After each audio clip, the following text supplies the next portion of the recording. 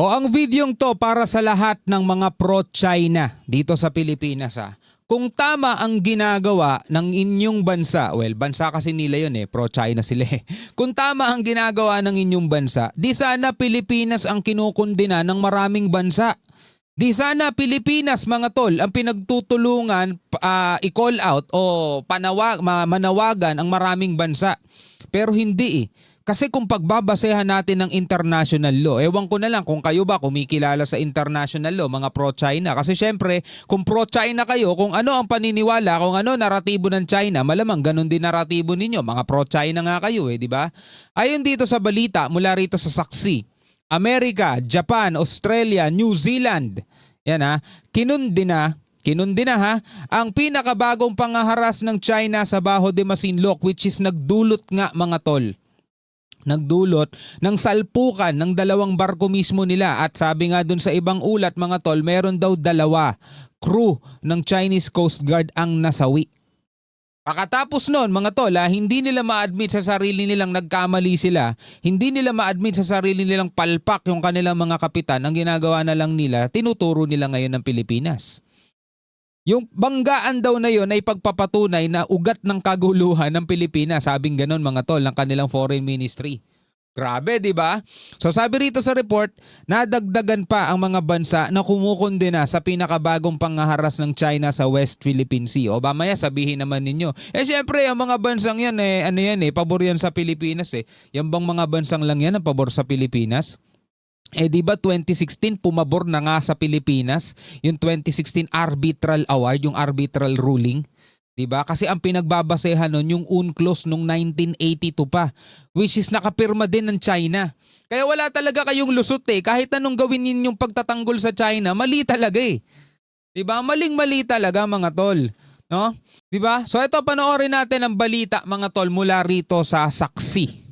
Nadagdagan pa ang mga bansa na kumukundina sa pinakabagong pangaharas ng China sa West Philippine Sea. Saksi, si JP Soriano. Yan, ito. Kuha ni Rafi Tima. Linaw nung kuha ni Rafi Tima. Mas malinaw dun sa kuha nung mismong PCG. Nadagdagan pa ang mga bansa na kumukundina sa pinakabagong pangaharas ng China sa West Philippine Sea. Saksi, si JP Soriano. Kinondena ng Amerika, Japan, Australia at New Zealand ang pinakabagong harassment ng Chinese vessels sa Philippine Coast Guard. Grabe no, kitang-kita mo yung mabilis na pagliko pakaliwa, pagkabig ng pakaliwa nitong PLA Navy. Sa Baho de Masinloc. Ayon sa pahayag ni US Ambassador to the Philippines, Mary Kay Carlson, ito'y pabayang aksyon ng China. Pabaya talaga, oo, agree. Laban sa sasakyang pandagat ng Pilipinas.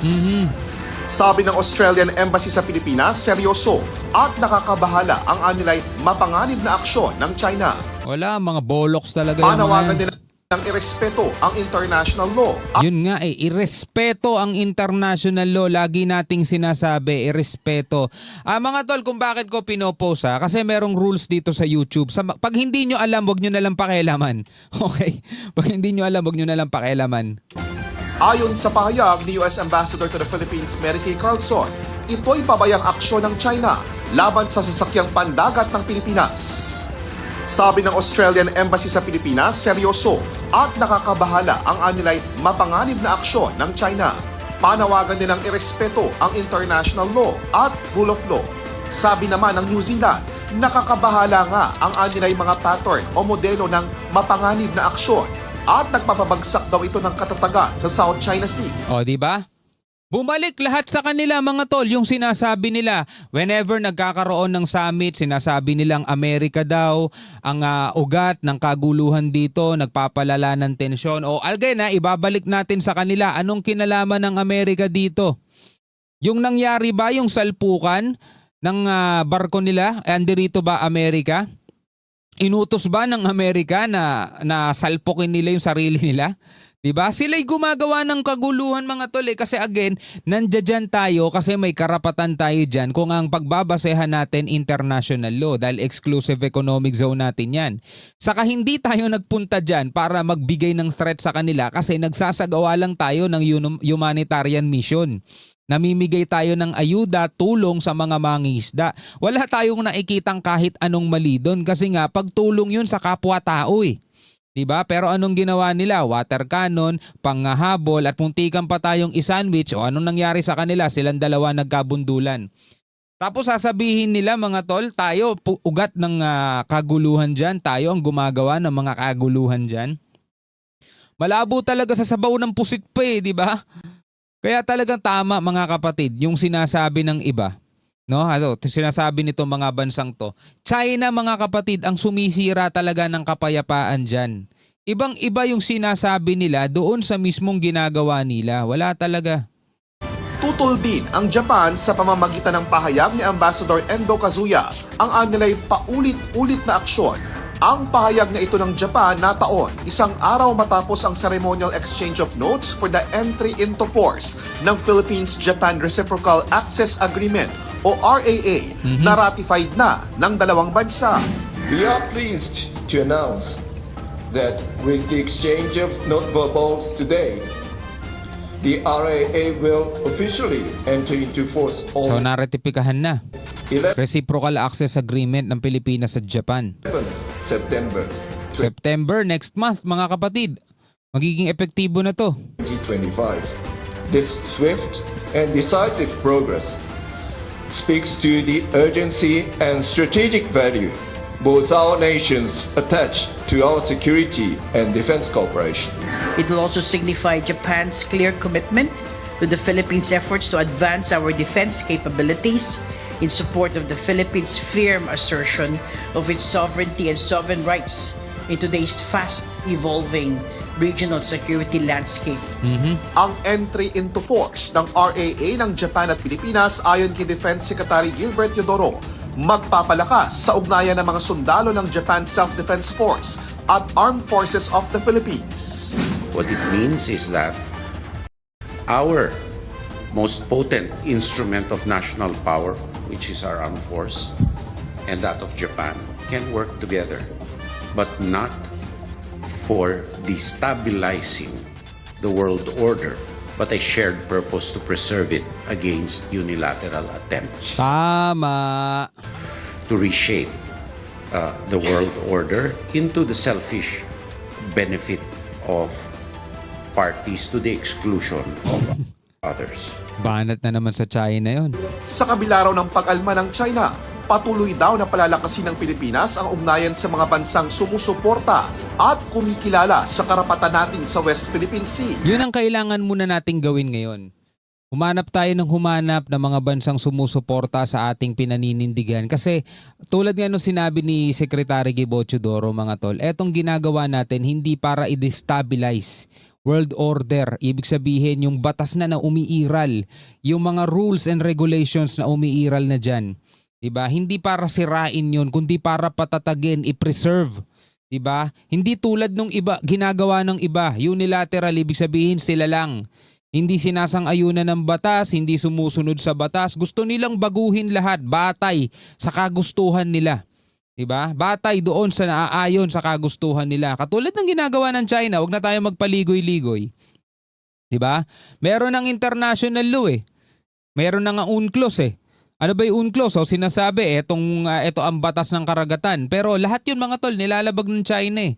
Batay sa kagustuhan nilang mapasa kanila yung kabuuan nitong South China Sea mga tol. Diba? Ang daming bansang sinasagasaan yan, di lang naman Pilipinas. Diba? Maraming mga bansa ang nakapalibot dyan sa South China Sea. Hindi naman porke tinawag na South China Sea sa pagmamayari na ng China yan eh. Diba? Kaya nga merong UNCLOS eh. Nakapirmado sila dyan mga tol. Isa sila sa mga dapat sumusunod dyan eh. O wala eh. Hindi nila kinikilala. Hindi nila iginagalang. Yun nga ang pinaka-problema. Yun nga yung ugat ng kaguluhan dito eh. Hindi Amerika, hindi Pilipinas, hindi kahit na sino mang bansa, kundi sila lang.